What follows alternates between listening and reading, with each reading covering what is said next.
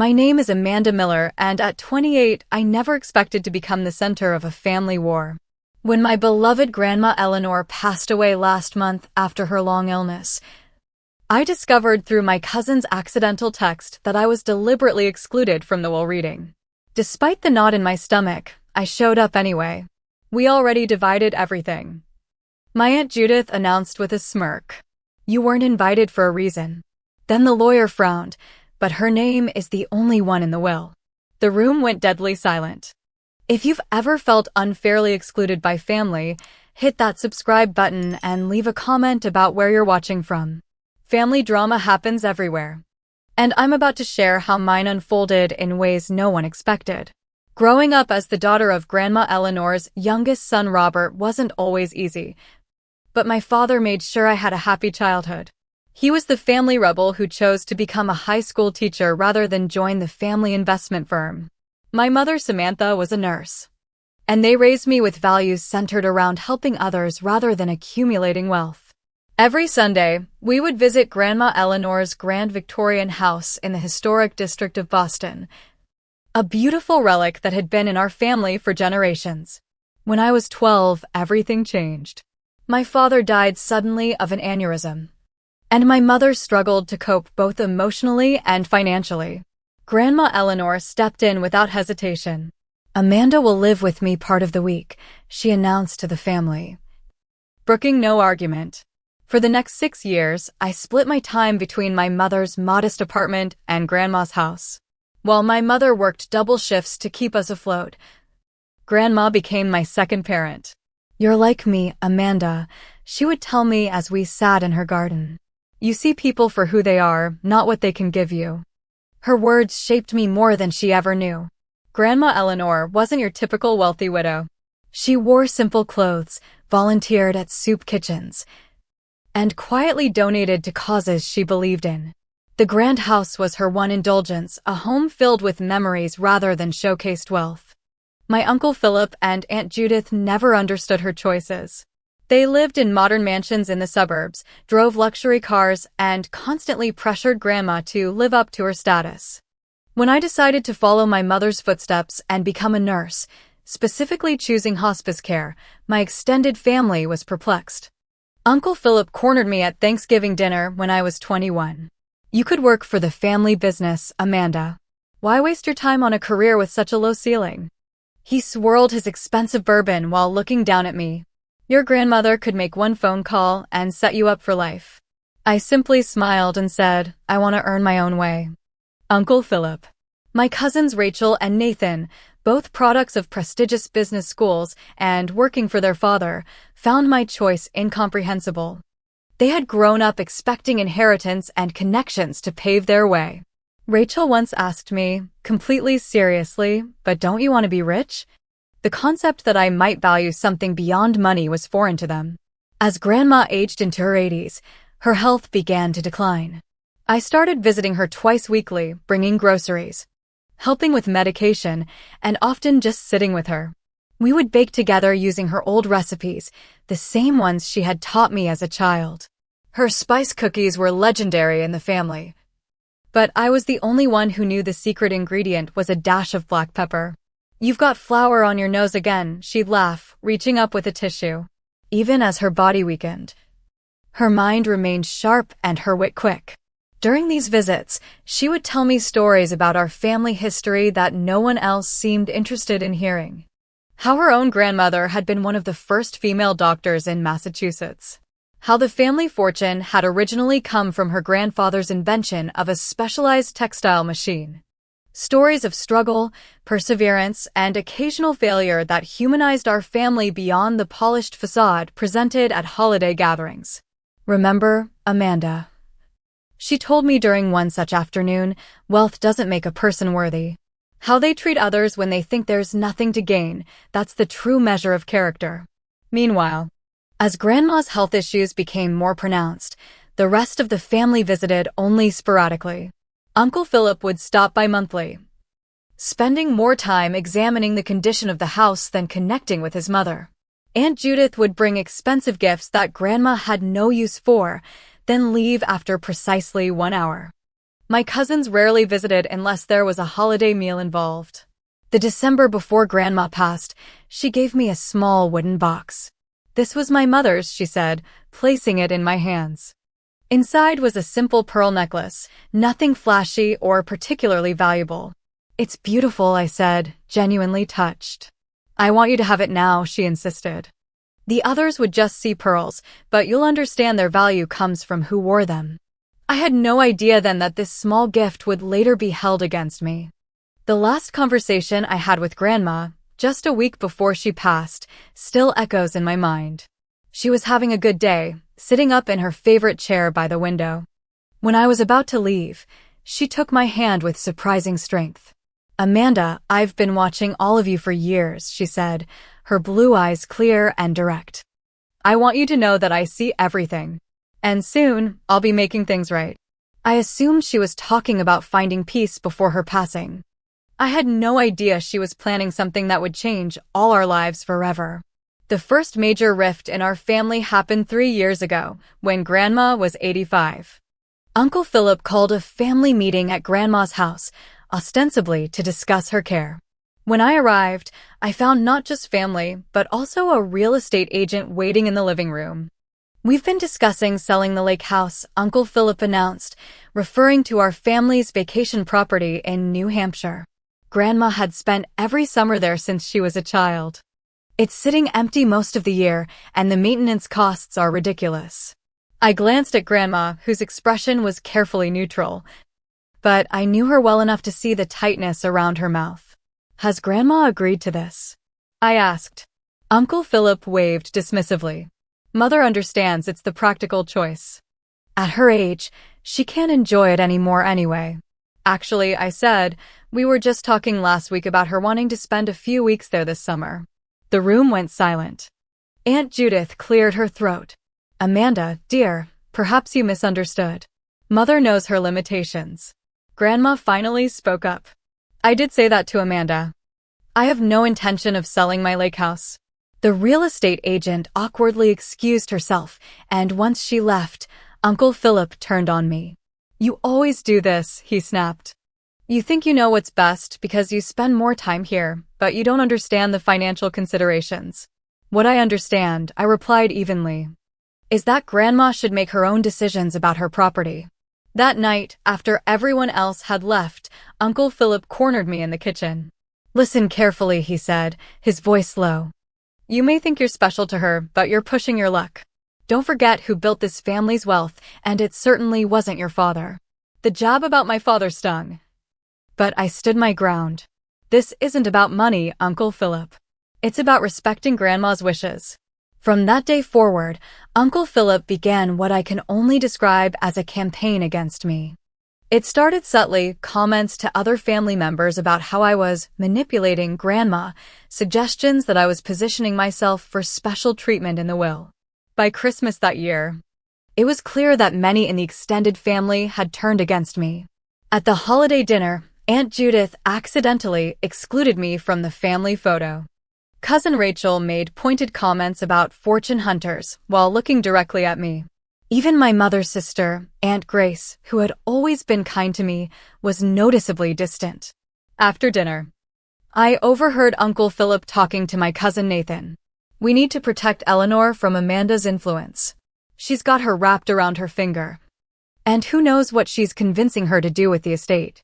I tried to address these suspicions directly. I sent emails to my aunts and uncles explaining that I had no interest in Grandma's money, that I just wanted her final years to be comfortable and on her terms. The responses were tepid at best. Aunt Judith replied with a terse, "We all want what's best for Mother," while others didn't respond at all. The following Easter, the family held a gathering at Uncle Philip's house. I wasn't invited but learned about it through social media when Rachel posted photos. In one picture, Grandma sat in the corner looking frail and confused. I called her that evening. "Did you enjoy the Easter gathering?" I asked carefully. "It was fine," she said, then lowered her voice. "But they didn't serve the deviled eggs the way I like them. And Philip's house is always too cold." "I wish I could have been there," I said. There was a pause. "You weren't invited?" The genuine surprise in her voice confirmed my suspicions. She hadn't been told I was excluded.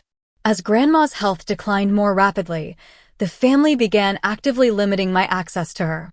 Aunt Judith instituted a visiting schedule that allocated me only 2 hours on Sunday afternoons, claiming it was to avoid tiring Mother out.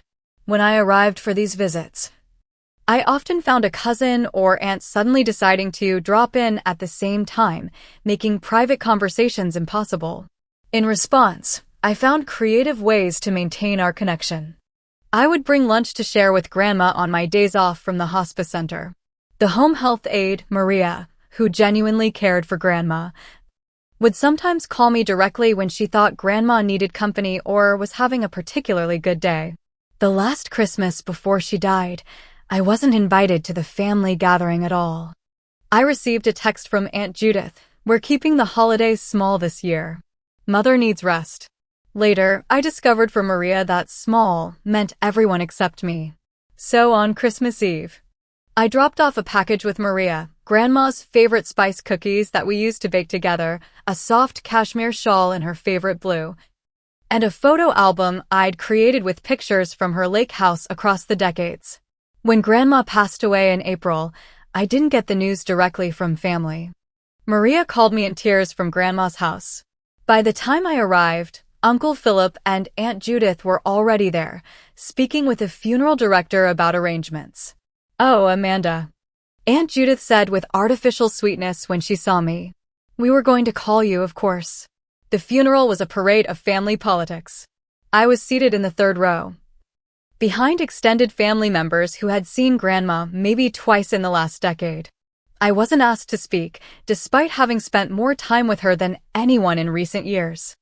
Uncle Philip delivered a eulogy that focused largely on Grandma's late husband's business acumen and the legacy he had left the family. Through it all, I kept thinking about what Grandma had said about making things right. I had no idea how prophetic those words would prove to be. 2 weeks after the funeral, I was preparing dinner in my small apartment when my phone pinged with a text message. It was from my cousin Rachel, clearly sent to a group by mistake. "We'll reading tomorrow at Harrison's office. 2 p.m. Mom says not to tell Amanda." I stared at the message, my stomach dropping. A second later, another message followed. "Sorry, wrong thread. Ignore that, please." I sat down at my kitchen table, a cold feeling spreading through me. So this was how it would be. They weren't even going to tell me about the will reading. Whatever inheritance Grandma may have left me, they were apparently planning to keep me in the dark about it entirely. All night, I debated what to do. Part of me wanted to respect their wishes, to rise above the pettiness. I had never cared about Grandma's money. Our relationship had been about love, not inheritance. But another part of me, a stronger part, felt that Grandma would want me there. If nothing else, I deserved to hear her final wishes, even if she had left me nothing. By morning, I had made my decision. I called in to take the day off from work, something I rarely did. I carefully selected my outfit, a simple navy blue dress that Grandma had always complimented, professional but not showy. I wanted to look respectful, not like someone desperate for money. As I drove to the law office in downtown Boston, my hands were shaking on the steering wheel. I rehearsed what I might say, how I would handle the inevitable confrontation. In the parking lot, I sat for several minutes, gathering my courage. "Stand up for yourself, Amanda," I could almost hear Grandma say. "You belong anywhere I wanted you to be." The law office of Harrison and Associates occupied the top floor of a distinguished old building. When the elevator doors opened, I saw them immediately, Uncle Philip and Aunt Judith, my cousins Rachel and Nathan, Aunt Grace and her husband Tom, even distant cousin Louis, who had barely spoken to Grandma in a decade. They were clustered in the waiting area, speaking in low voices.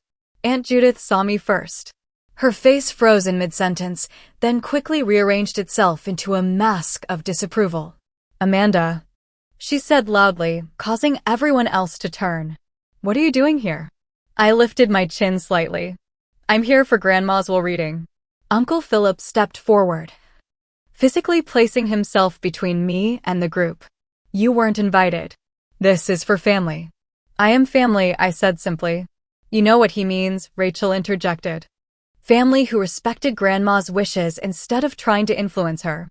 Before I could respond, a door opened and an elderly man with silver hair and kind eyes appeared. Are we all here for the Eleanor Miller estate? He asked, then noticed the tension. Is there a problem? Aunt Judith stepped forward with her most charming smile. Mr. Harrison. There seems to be a misunderstanding. Amanda wasn't supposed to be included in today's reading. Mr. Harrison looked confused. Ms. Amanda Miller? Eleanor's granddaughter. Yes, that's me. I confirmed. He consulted his clipboard. Then you're definitely supposed to be here. Please, everyone come in. The conference room was elegant, but not ostentatious, with a long mahogany table and comfortable leather chairs. I took a seat near the door, feeling every eye on me. The whispers were barely concealed. She must have found out somehow. Philip is going to be furious. After everything she pulled with the lake house. Mr. Harrison cleared his throat, bringing the room to order. Before we begin, I should mention that I was Eleanor's friend as well as her attorney for over 30 years. She was very specific about her wishes, and I intend to honor them exactly. He began to reach for a folder, but Aunt Judith interrupted. Mr. Harrison, I feel I should explain the situation with Amanda. She wasn't invited today because we've already discussed the distribution of most items. We didn't want to waste your time. I felt my face burning as everyone turned to look at me again. We already divided everything, my aunt announced with finality. You weren't invited for a reason. Mr. Harrison frowned, looking genuinely puzzled. I'm afraid there's been a serious misunderstanding, Mrs. Carter. Nothing should have been distributed yet. He looked directly at me. And as for Ms. Amanda Miller not being invited, he opened the folder in front of him and adjusted his glasses. That would be highly irregular, considering the contents of the will. What do you mean? Uncle Philip demanded. Mr. Harrison looked up, his expression professionally neutral, but with something like satisfaction in his eyes. I mean that her name is the only one in the will. The room went deadly silent. I felt as though all the air had been sucked out, leaving us in a vacuum where no one dared to breathe. That's impossible, Uncle Philip finally sputtered. There must be some mistake. I assure you, there is not, Mr. Harrison replied, his tone making it clear he was not a man who made mistakes. Perhaps it would be best if I simply read the will as Eleanor intended. Mr. Harrison put on his reading glasses and began in a clear, steady voice. I, Eleanor Catherine Miller, being of sound mind and body, hereby declare this to be my last will and testament, revoking all previous wills and codicils. The formal legal language continued for a moment before he reached the critical section. After careful consideration and observation of my family over these past years, I have come to a decision regarding the distribution of my estate. I hereby bequeath all my property, both real and personal, including but not limited to my primary residence at 47 Beacon Hill Avenue, my vacation property at Lake Winnipesaukee, all financial accounts, investments, personal belongings, and family heirlooms, to my granddaughter, Amanda Rose Miller. There was a collective gasp. Rachel dropped her water glass, sending it shattering across the hardwood floor. No one moved to clean it up. This can't be legal, Uncle Philip said, his face turning an alarming shade of red. Mr. Harrison continued as if he hadn't been interrupted. I have enclosed a personal letter explaining my decisions, which Mr. Harrison will provide to Amanda privately. However, I wish to make clear that this decision was made with full awareness and careful consideration. He looked up from the document. There is more. But perhaps we should address the immediate concerns first. Aunt Judith was crying now, mascara tracking down her cheeks. After everything we did for her, the doctor appointments, the family dinners, maintaining her social standing when she insisted on associating with those charity people. Nathan leaned forward. We'll contest it. She was clearly not of sound mind. Mr. Harrison shook his head slightly. I would advise against that course of action. Eleanor anticipated this reaction and took extensive measures to document her mental competence. She underwent comprehensive cognitive evaluation by 3 separate neurologists in the months before her passing, all of whom certified her as fully competent to make these decisions. As the reality sank in, I remembered Grandma's words, "I've been watching all of you for years." She hadn't been making idle conversation. She had been testing us, observing how we behaved when we thought there was nothing to gain. Mr. Harrison reached into his briefcase and removed a sealed envelope.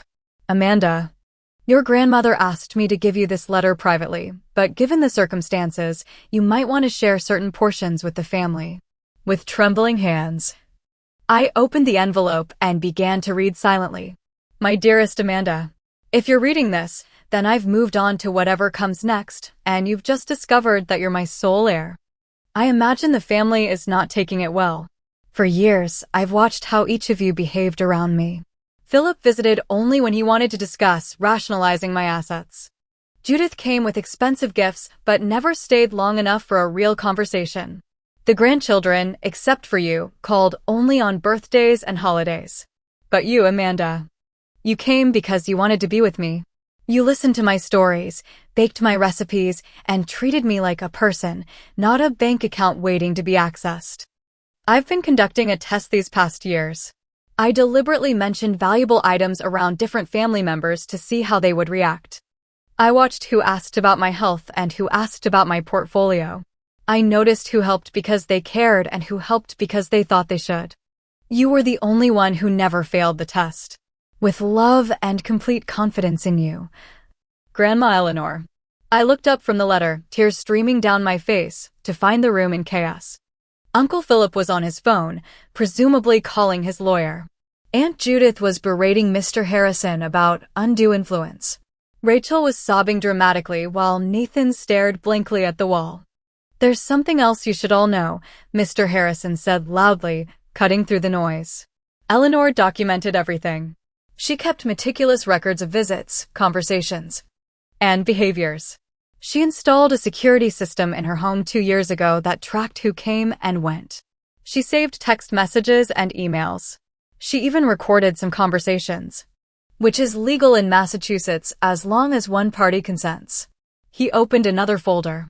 Furthermore, Eleanor was aware that items had already been removed from her home without her permission. She maintained a complete inventory with photographs of all her possessions. "That's ridiculous," Aunt Judith scoffed, but her voice lacked conviction. "Is it?" Mr. Harrison raised an eyebrow. "Then perhaps you can explain why the Tiffany lamp from the study is currently in your living room? Or why Eleanor's diamond tennis bracelet was worn by Rachel at a charity event last month? Or why paintings from the lake house have been photographed in Philip's office?" The color drained from their faces. "The will includes a condition," Mr. Harrison continued. "Any items removed from Eleanor's properties must be returned within 30 days. Failure to do so will result in legal action."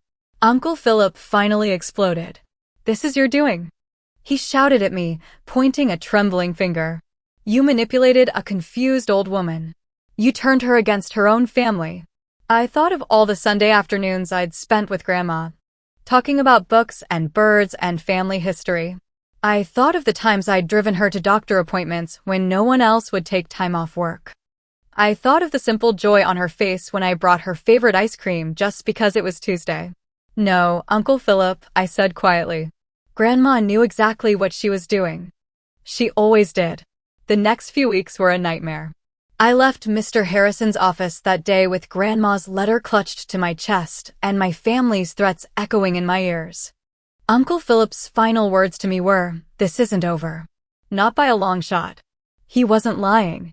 The very next morning, my phone began ringing before dawn. First Aunt Judith, then Cousin Rachel.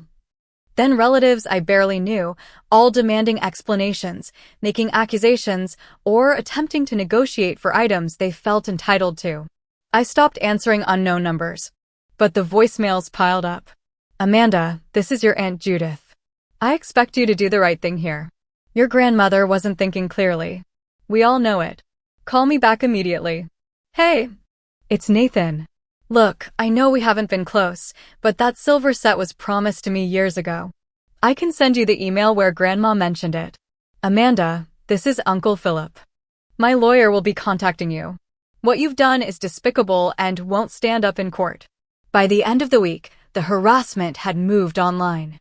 Rachel posted a thinly veiled attack on social media. Amazing how some people can pretend to care about family just to get what they want. True colors always show eventually. Distant relatives I hadn't spoken to in years were suddenly messaging me, either condemning me or trying to establish a friendly connection now that I had inherited wealth. I changed my phone number and locked down my social media accounts, but the stress was taking a physical toll. I wasn't sleeping, I had constant headaches. And my supervisor at the hospice center noticed I was making small errors I never would have made before. "Amanda, is everything all right?" she asked after I forgot to document a medication change. "This isn't like you." I broke down and told her everything. She immediately insisted I take a week of personal leave.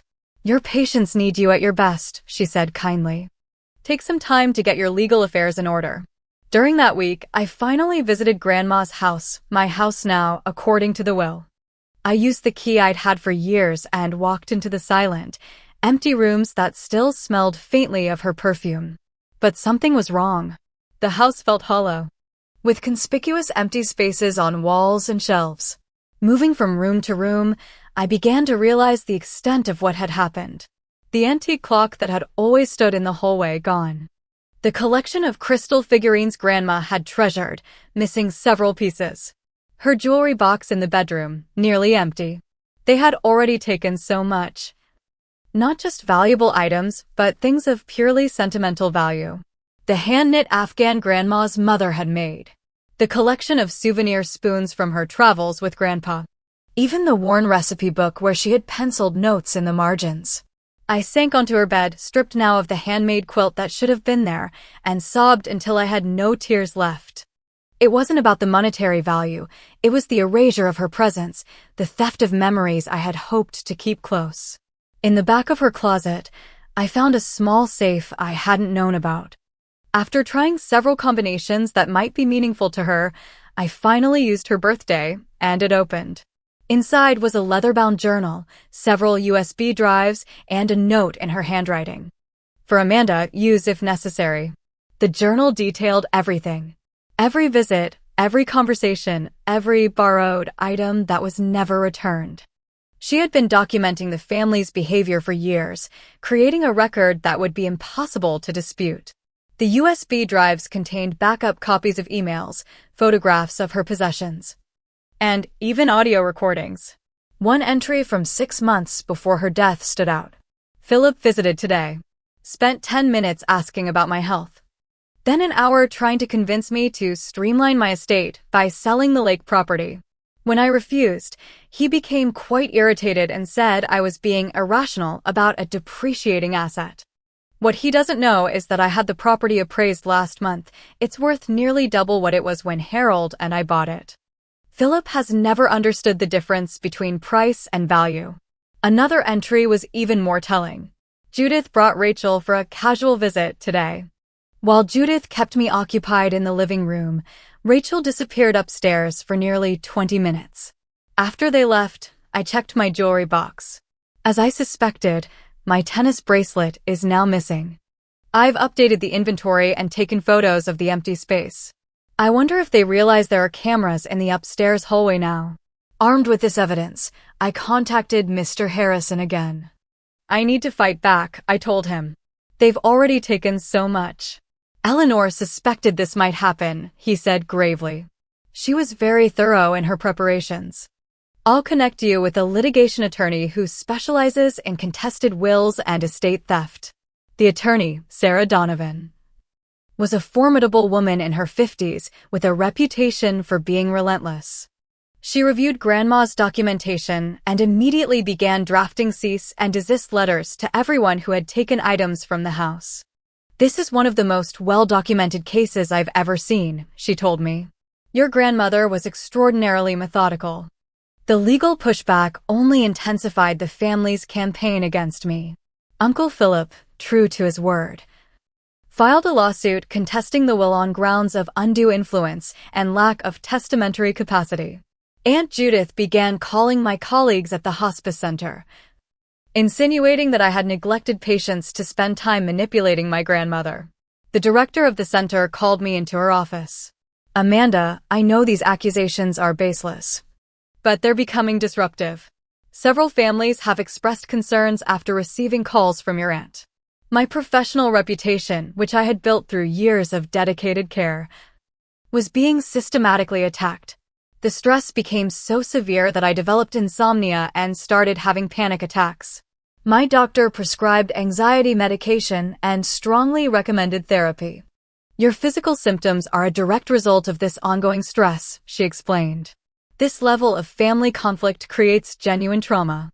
Just when I thought things couldn't get worse, I received an email from a local reporter asking for comment on the Miller family estate dispute that has divided one of Boston's oldest families. Somehow, the story had leaked to the press. That night, alone in my apartment with the curtains drawn, I hit my lowest point. I seriously considered giving up, signing over the inheritance just to make the nightmare end. I pulled out Grandma's letter again, seeking comfort in her words, when my phone pinged with a text from an unknown number. "Amanda, it's Maria, your grandmother's health aide. I still have some things she wanted you to have. Personal things I kept safe. Can we meet?" The next day, Maria handed me a small box. She made me promise to keep these separate from everything else in the house. She said you'd know what to do with them when the time came. Inside the box were more memory cards and a small digital recorder. When I plugged the first card into my laptop, I found dozens of video files, Grandma, sitting in her favorite chair, talking directly to the camera. In the first video, dated nearly a year before her death, she looked directly into the lens with clear, sharp eyes. "My name is Eleanor Catherine Miller. Today is September 15th, and I am recording this of my own free will, with full mental capacity, as Mr. Harrison can attest." The camera panned to show Mr. Harrison sitting nearby, who nodded and stated his name and the date. "I want to explain my decisions regarding my will," Grandma continued. "For years, I have observed my family's behavior. I have tested their character and their motivations, and I have made my decisions accordingly." She went on to detail specific incidents, dates, and observations that had led to her decision to leave everything to me. Her voice was strong, her reasoning clear and specific. There would be no way for anyone to claim she had been confused or manipulated. As I watched video after video, I felt Grandma's presence wash over me. She hadn't just left me her possessions. She had left me the means to defend her wishes. She had known exactly what would happen and had prepared for it meticulously. In the final video, recorded just weeks before her death, she looked more frail, but her eyes were still bright with determination. "Amanda, if you're watching this, then things have gotten difficult, as I expected they might. Remember what I always told you about standing up for yourself. Sometimes, kindness means having the courage to enforce boundaries. I didn't raise you to be a doormat, my dear. I raised you to be just like me, and I never let anyone take advantage of me." For the first time since the will reading, I felt a spark of my old strength returning. Grandma had trusted me not just with her possessions, but with her legacy. I couldn't let her down. The next morning, I called Sarah Donovan. "I have something you need to see," I told her, and brought over all the videos and recordings. After reviewing them, she leaned back in her chair with the first genuine smile I'd seen from her. "This changes everything. Your grandmother didn't just build a case, she created a fortress." With this new evidence, we developed a comprehensive strategy. First, we filed a formal inventory of all missing items with the probate court, complete with photographs and documentation of their current locations. Then we sent formal legal demands for the return of every item with a clear deadline. Simultaneously, Sarah filed a motion to dismiss Uncle Philip's lawsuit contesting the will, attaching Grandma's videos as exhibits. "No judge in the Commonwealth will rule against your grandmother after seeing these," she assured me. We also reached out to the hospice center's legal team, providing evidence that the accusations against me were part of a targeted harassment campaign. They immediately issued cease and desist letters to my relatives, threatening legal action if the defamatory calls continued. For additional support, I contacted several of the nurses and aides who had cared for Grandma in her final months. They were happy to provide affidavits about the frequency of my visits compared to the rest of the family. "You were there at least twice a week," confirmed Nurse Thompson. "Sometimes your uncle would go a month without showing up, then spend the whole visit on his phone." Maria provided a detailed calendar she had kept of all visitors, showing that I had visited Grandma 64 times in her final year, while Uncle Philip had visited 7 times and Aunt Judith 9 times. My cousins had each visited only on holidays. We also obtained financial records showing that Uncle Philip had borrowed substantial sums from Grandma over the years without repayment, and that Aunt Judith had charged numerous personal expenses to Grandma's accounts under the guise of caretaking costs. Armed with this mountain of evidence, Sarah suggested we call a family meeting at her office. "Sometimes, showing your full hand at once can avoid months of unnecessary litigation," she explained. The day of the meeting, I arrived early, my stomach in knots despite our strong position. One by one, they filed in Uncle Philip with his attorney, a nervous-looking man who kept checking his watch, Aunt Judith, who refused to meet my eyes, cousins Rachel and Nathan, both trying to affect bored expressions that couldn't quite hide their anxiety. "Thank you all for coming," Sarah began once everyone was seated. "We've asked for this meeting to resolve some outstanding issues regarding Eleanor Miller's estate." Uncle Philip's attorney immediately launched into a prepared statement about significant concerns regarding undue influence and questions about testamentary capacity. Sarah let him finish before responding. "Before we proceed further, there are some materials I think everyone should review." She pressed a button on a remote, and the large screen on the wall came to life with Grandma's face. "My name is Eleanor Catherine Miller," her clear voice filled the room. "Today is September 15th, and I am recording this of my own free will." As the video played, I watched my family's faces. Uncle Philip grew increasingly pale. Aunt Judith's hand flew to her mouth. Rachel began to cry silently. When it ended, Sarah simply said, "There are 17 more videos like this one, each addressing specific incidents and decisions." Eleanor Miller was perhaps the most thorough client I've ever encountered posthumously. She changed the screen to show a spreadsheet. "This is the current inventory of items removed from Eleanor's properties without permission. Next to each item is its location, documentation of its removal, and its approximate value for insurance purposes. The total currently stands at just over $400,000. The room was deadly silent. "Ms. Miller is prepared to file criminal charges for theft if these items are not returned within 7 days, Sarah continued, her voice matter-of-fact. "Additionally, we have documentation of financial exploitation that could be of interest to the district attorney's office." Uncle Philip's attorney leaned over and whispered urgently in his ear. After a moment, Uncle Philip cleared his throat. "Perhaps we've all been hasty. Emotions run high after a loss like this, especially when there's money involved," I couldn't help adding. The meeting ended with Uncle Philip's attorney requesting time to review the evidence and advise his client. 2 days later, he called Sarah to inform her that they would be withdrawing their lawsuit contesting the will. Within a week, items began appearing on Grandma's porch, delivered by moving companies rather than returned in person. The jewelry came back via courier, each piece carefully packaged. No notes, no apologies. But at least they were complying. I hadn't expected to hear directly from any of them, so I was surprised when Aunt Judith called me directly. "Amanda," she said, her voice lacking its usual sharpness. We didn't realize how much these past years meant to Mother." "You never asked," I replied simply. There was a long pause. "We thought you were taking advantage of her. We didn't understand why she preferred your company so much. Because I saw her as a person, not a balance sheet." Another pause. "Some of us would like to talk. To explain. Maybe even to apologize." I considered her words. "I'm willing to listen, but I need time." After we hung up, I sat in Grandma's living room, truly my living room now, surrounded by the returned items that carried her memory. The victories of the past weeks felt hollow in some ways. I had the house, The possessions, the legal validation, but I'd lost what remained of my family in the process. The next day, I took action. I called each family member individually, offering them the opportunity to select one sentimental item from Grandma's belongings, not the most valuable things, but something meaningful to remember her by. Some declined, still too proud or angry. But Rachel surprised me by asking for Grandma's recipe book. She taught me to make snickerdoodles once, she admitted. It's one of my few good memories with her. Nathan requested Grandpa's old fishing tackle box from the lake house. He took me fishing a few times when I was really little, before everything got so complicated. Uncle Philip predictably declined my offer.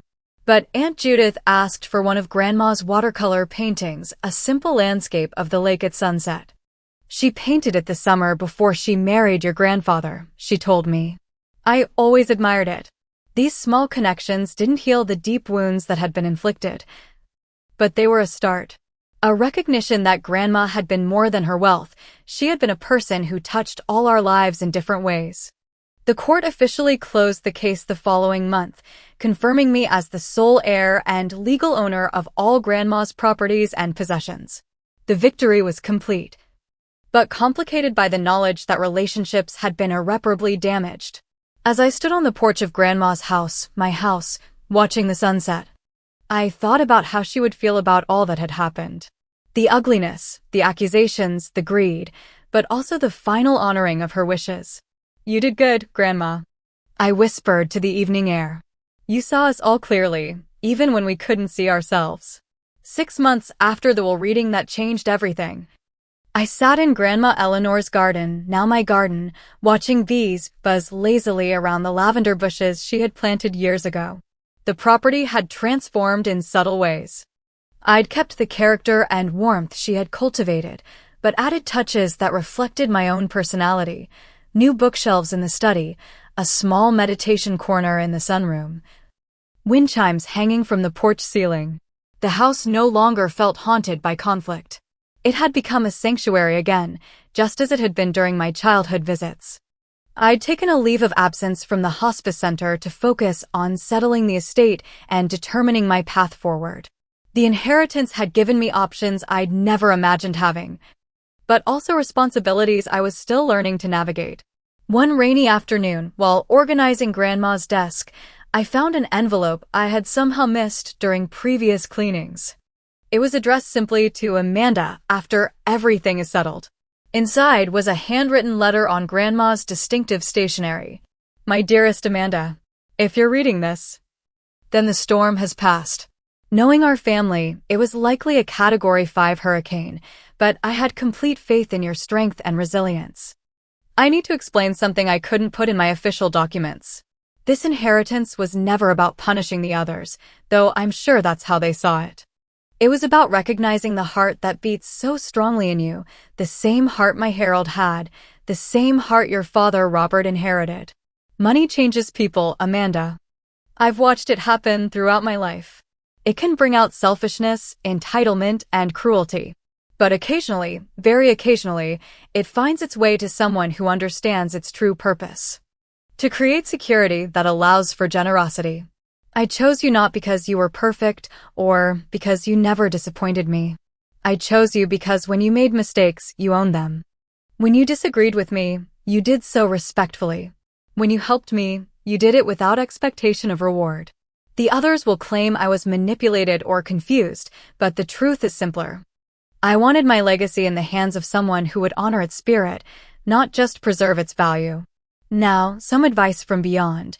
Don't let this wealth change who you are. Use it to become more authentically yourself. Take that trip to Italy we always talked about. Fund that pediatric hospice program you dreamed of creating. Keep the lake house in the family someday. You might have children who will love it as we did. And perhaps, when wounds have healed enough, find ways to include the family again. Not because they deserve it, but because connection matters. Set boundaries, certainly. I wasn't raised to be a pushover, and neither were you, but leave room for growth and reconciliation. I love you, my dear girl. I'm so proud of the woman you've become. Grandma Eleanor. Tears streamed down my face as I read and reread her words. Even now, she was guiding me, offering wisdom and permission to forge my own path forward. In the weeks that followed, I began implementing her suggestions. I established the Eleanor Miller Memorial Scholarship at the nursing school I had attended, specifically for students interested in hospice and palliative care. I started the paperwork to create a foundation focused on supporting elderly individuals without family support, people who, unlike Grandma, didn't have anyone to advocate for them in their final years. I took that trip to Italy, visiting the small village in Tuscany where Grandma's parents had been born. Walking the same cobblestone streets they had walked, I felt a connection to my history that transcended the recent family conflict. As for the family themselves, healing came in small, unexpected moments. Cousin Rachel reached out first, asking if we could meet for coffee. She brought pictures of her new baby daughter, whom she had named Eleanor. "I want her to know the real family stories," Rachel explained awkwardly. "Not just the polished versions we tell at fundraisers. Would you be willing to share some of your memories with her someday?" Nathan invited me to his wedding, though I suspected his fiancée had insisted.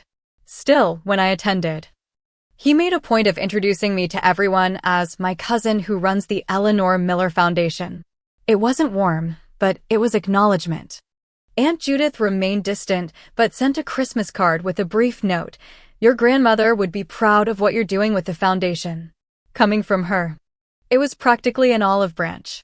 Uncle Philip never came around. Some wounds run too deep, some pride too rigid to bend. I made peace with that reality while leaving the door open should he ever change his mind. The greatest healing came through an unexpected connection. During one foundation event, I met Grandma's nephew Lucas, my father's cousin who had moved to California decades ago. He'd lost touch with the family, but had fond memories of Grandma and my father. Robert was the best of us, he told me over dinner. He chose teaching over money, substance over status. Eleanor adored him for living authentically. Through Lucas, I discovered a branch of the family untainted by the inheritance battle. Second and third cousins who shared stories and photographs I'd never seen, expanding my understanding of our family history beyond the narrow narrative I'd grown up with. 1 year after Grandma's passing, I hosted a memorial dinner at the house. I invited only those who had genuinely cared for her, Maria and other caregivers, Mr. Harrison, a few neighbors who had been true friends, Lucas and his family, and yes, even Rachel and her baby Eleanor. We shared stories, laughter, and a few tears, creating the kind of gathering Grandma would have loved. As everyone mingled in the garden afterward, Mr. Harrison approached me with a glass of Grandma's favorite sherry. "You know," he said quietly, "I've handled hundreds of estates over my career.